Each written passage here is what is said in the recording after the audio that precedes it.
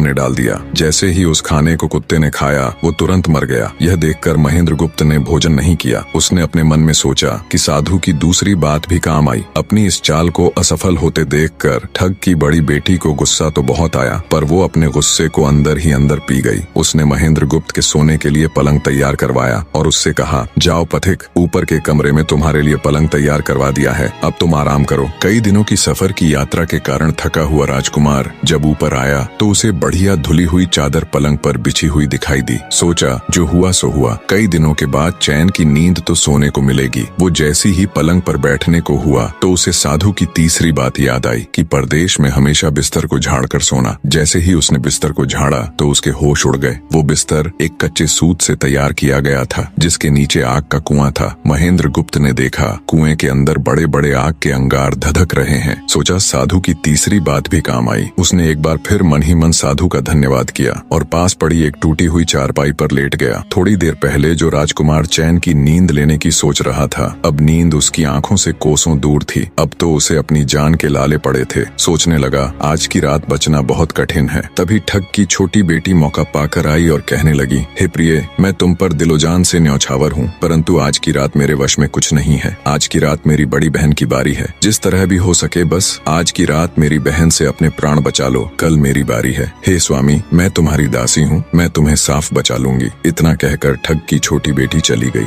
जब सब लोग खाना खा चुके तो ठग की बड़ी बेटी ऊपर बने कमरे में चली। सोचा अब तक तो पथिक जलकर राख बन चुका होगा, पर जैसे ही वो कमरे के अंदर आई और देखा कि पथिक तो बिल्कुल सही सलामत टूटी हुई चारपाई पर लेटा हुआ है तो उसके क्रोध की कोई सीमा न रही। तुरंत उसने कटार निकाली और क्रोध से बोली, हे पथिक, या तो अपने चारों लाल मुझे अभी के अभी दे दे, वरना मैं तुझको मार डालूंगी। उसी समय महेंद्र गुप्त को साधु की चौथी बात याद आई कि कहीं शत्रुओं के फंदे में फंस जाओ तो जहाँ तक हो सके नरमी और ज्ञान की बातें सुनाकर अपना उद्देश्य प्राप्त करना। उसने सोचा कि आज रात बचना मुश्किल है, पर साधु की चौथी बात भी आजमानी चाहिए। महेंद्र गुप्त ने यह सब सोचकर लड़की से कहा, मेरे पास लाल नहीं है, यदि तू मुझको मारेगी तो वैसे ही पछताएगी जैसे बंजारा अपने कुत्ते को मारकर पछताया था। लड़की गुस्से में बोली, कौन बंजारा और कौन सा कुत्ता, क्या बक रहे हो तुम? तब राजकुमार बोला, तुम नहीं जानती तो सुनो लड़की, एक बंजारा था जिसने एक कुत्ता पाल रखा था। वो कुत्ता बहुत समझदार था जिसे बंजारा अपनी औलाद से भी ज्यादा प्यार करता था। एक समय ऐसा आया कि एक कातक नाम की भयंकर बीमारी के चलते बंजारे का सारा परिवार उस बीमारी की भेंट चढ़ गया और बंजारे की करोड़ों की संपत्ति भी बिक गई। दुखी बंजारा अपने कुत्ते को लेकर आगरा में एक साहूकार के पास जाता है और साहूकार को 10,000 के बदले अपना कुत्ता गिरवी रखने को बोलता है। उस समय 10,000 एक बहुत बड़ी रकम होती थी। पहले तो बनिए ने बंजारे को मना कर दिया, पर फिर कुछ सोचकर